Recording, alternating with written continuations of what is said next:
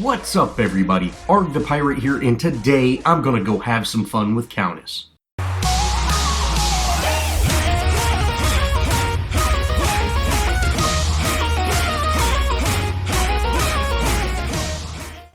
Now I have not changed this deck whatsoever, so I'm gonna briefly go over the kind of core cards. Pick up a Sorceress Ward for your dummy ward, and then a 6-point Sage's Ward, a 6-point Adamant Edge, and a 6-point Staff of the Adamant All Power.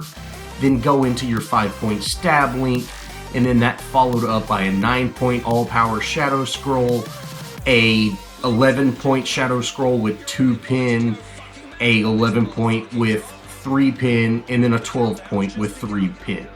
And then wrap up with upgrading that Sage's Ward to 12 points. Now, since I have been making so many videos lately, I haven't had a whole lot of time to play Paragon just to go have fun or level up my heroes or anything like that. I've really just been 100% focused on, you know, making new content and showing y'all how I play, and, you know, for the newer players, kind of showing new ways of playing and how to improve your game total. But I really just wanted to go in and have a good match and have some fun with Countess, which I haven't done in a while. I've still got her at 9.5, which is what she was at whenever I started making videos. I haven't touched her since that last video I made of her, so I just really want to get in there and have some fun.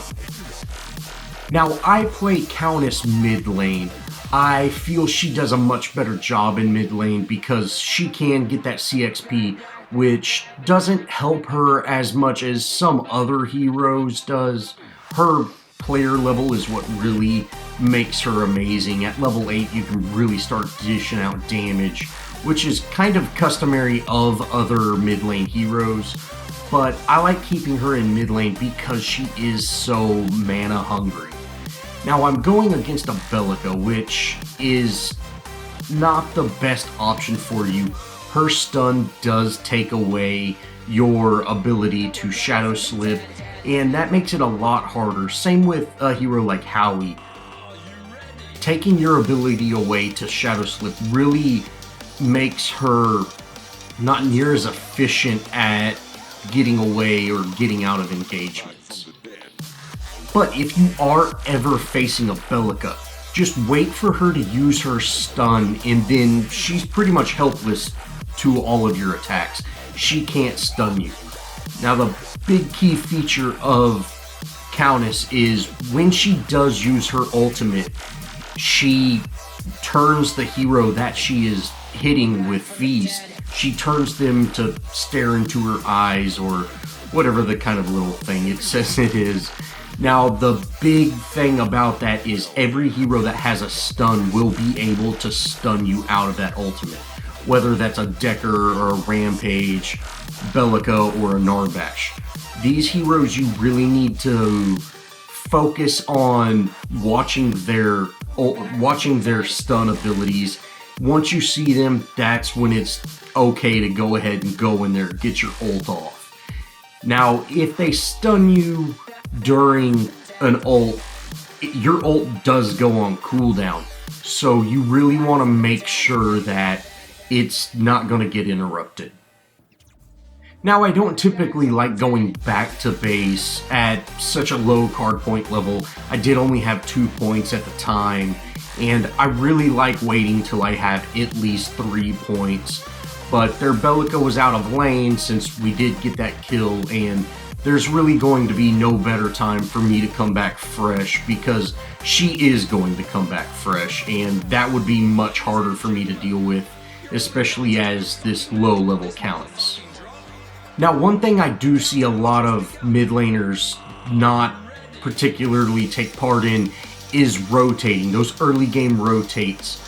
It's much harder to kill the ADC and, you know, pretty much any other hero without some sort of help. Sure, the jungler can head over there, but in that 2v1 lane, you really just kind of even everything up. You might get the kill due to that gank, you know, that unsuspecting, and they're so far pushed up. But having a another hero rotate over to secure a kill is really, really nice. And Countess, since she has the ability to just push this lane with her Shadow Slip, go ahead, take out a range minion, you know, get that wave halfway down, and then you'll be free to really rotate because you know that lane's not going to push on you.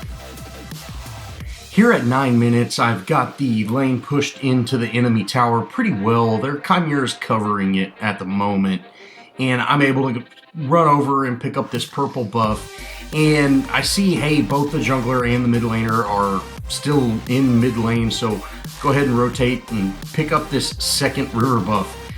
Tops me off on mana, and this is why I just love having Countess in this mid lane. I'm able to just sustain in lane for so long due to these river buffs. Now I get a pretty easy assist on this Chimera. We're able to take him out pretty effortlessly. My feast really doesn't do a whole lot of damage yet, and I probably didn't need to ultimate to secure that kill, but I went ahead and made sure we got it. I didn't want him to get away, and I'm able to get just a couple of hits in this mid lane tower, and then I end up getting out.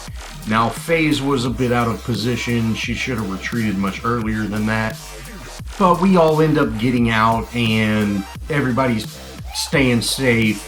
I'm able to continue my farm here in mid lane, and, you know, hey, we're just off to a really good start with this match. Now here at 13 minutes, I'm yet again get both of these river buffs. I end up diving in this tower for Bellica, which I probably wouldn't have if Kwong didn't, you know, really initiate that fight, but I went ahead and dove her, got that kill. I may not have got out there, but luckily FaZe was there to pull me. You know, make sure when you get, you know, someone to do something like that, make sure to hit thanks. You know, that's really helpful for those support heroes, because you really, you know, it's kind of a thankless job. Now, I am out of mana, unfortunately, and I do end up going down. We had a 5-man rotation on this side, but the good thing about that is we can really push other lanes. Unfortunately, my team doesn't really take advantage of that fact, but, you know, hey, it's no big deal. We do end up securing that Kai kill, so a jungler for a mid lane, I would have much rather stayed alive, but I ended up getting that earlier gank on Bellica, and, you know, hey, in my mind, it was a win. After I spawn back in, I start heading mid lane, but they're still really putting a lot of pressure on this lane. So I go ahead and head over there. I end up getting this twin really low. I couldn't quite get that kill with my feast, but we're not going to let him get away. We end up taking him out as well as this FaZe, and we end up just having a really great, you know, team fight in a sense by taking out a support and an ADC. Here at 18 minutes, their team's going in for Raptors. Now, I stand up at the top of this pit. I go ahead and throw a ward down so I get some vision for my team. They can see what's going on.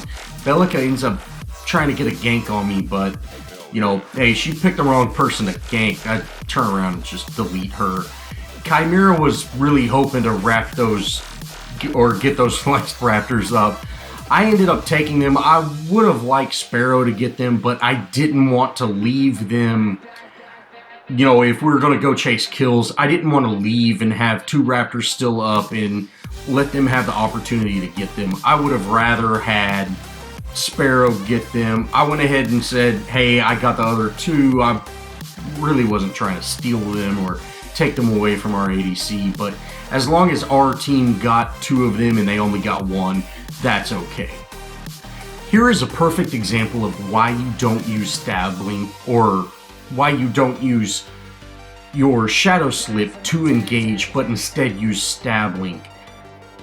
Now we get into a team fight here in mid, and they do have an Aurora. We don't have a Purity Sensor online. So I know I'm going to have to deal with that. Now she ults right there, and I see that. So I go ahead and use Shadow Slip to completely avoid her damage. Although if she would have hit one of my other teammates, I would have been froze for the, that second explosion.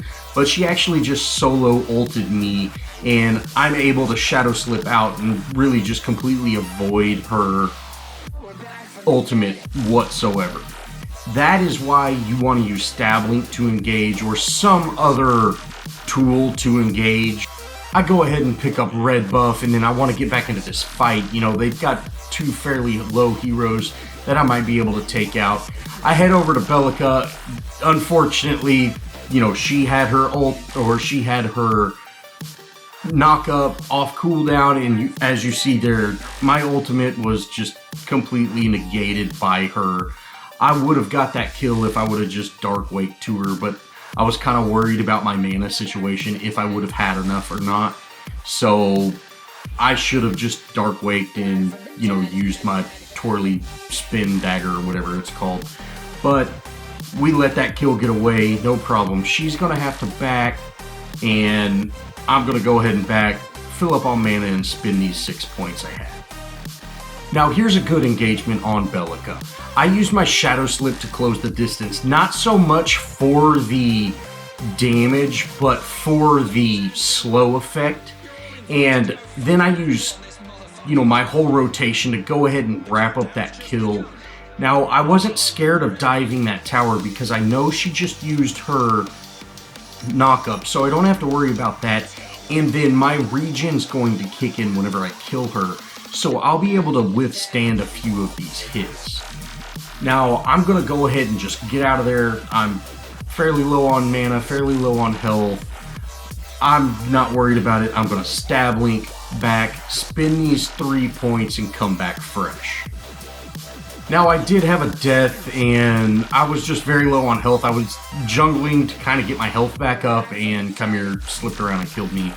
But if you see here, I wait till Bellica's alone, and then I'm going to use my Stab Link, engage with her.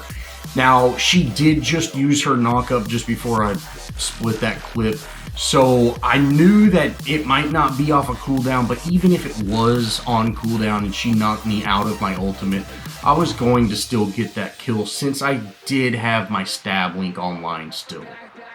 Now, Chimera's coming in, trying to do a little work. We end up having a small little collapse here. FaZe pulls me out. I'm going to just use my Stab Link, get out of there. I'm going to head back. There's very little I can do being so low on health and low on mana. I have enough for maybe a couple more hits, but that's about it. Now, our offlane tower's getting damaged, so instead of backing with this little bit of support that I can do, I go ahead, head over there, clean this up, and then I'll back from here. In that last team fight, I took out their ADC and ended up going down right after that. We ended up getting a 3-pick to their 1-pick, and my team didn't go for Prime then. They kind of went in set lanes, and they decided to go for Prime after everybody showed up. Now, I think it's a horrible time to go for Prime right now, and I'm just going to kind of defend. I don't want to actually go in and engage on Prime. There's very little I can do for Prime, and my kit just really does not allow me to do a whole lot other than waste all my mana for very little damage. I would much rather try to secure kills.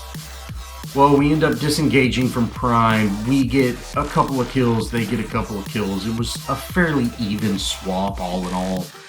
But it would have been much nicer to not have to sacrifice myself to ensure their team doesn't collapse and steal Prime from us. Right after I spawn back in, we have another just awful attempt at Prime. Sparrow's jungling, Kwong's pushing a lane, and FaZe and Greystone are currently going for Prime. And, this is just awful. This is just asking for it to get stolen. Now, I end up going in on this FaZe, trying to, get her down. Their team ends up collapsing, make easy work of me, and we do get their Aurora, but it's just really not worth it. We end up losing, you know, our support, our off lane, and our mid laner when we should not have been going for Prime. You know, our team really isn't there. Kwong ends up pushing fairly well on this off lane inhib, or this safe lane inhib, but it was just really, really bad time to get Prime. They end up taking it since, you know, we caused attention on it and rotated their team over to it. They pick up Prime, end up picking up that Sparrow kill, and we're really going to struggle from this point on. Now we end up losing our mid inhib and eventually end up losing that tier 2 safe lane tower. I'm able to stab link to this twin blast and just absolutely erase him. I go ahead and get this lane pushing again. We are going to have super minions to deal with, but right now I would really like to keep them off of this other inhib on our safe lane. Now I'm going to run through the jungle here. This is going to give me a little more time for my cooldown on my ultimate to, you know, come back, and it's also going to allow me to get a gank while standing right out in the open. Unfortunately, I'm not able to do a whole lot. I was going for that Aurora, but I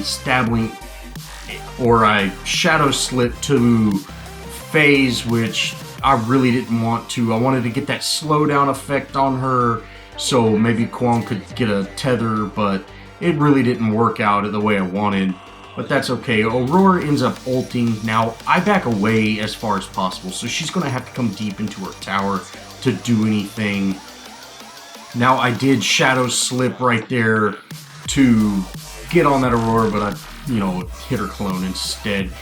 It would have been nice to get that slow on her. That slow does work with her glacial charge, so she wouldn't have been able to escape near as fast, but didn't quite work out that way. We did successfully defend this inhib. We only lost this mid-tier inhib. This is going to allow us to actually come back and win this game. Now, these next few minutes in this match are really the turning point for us.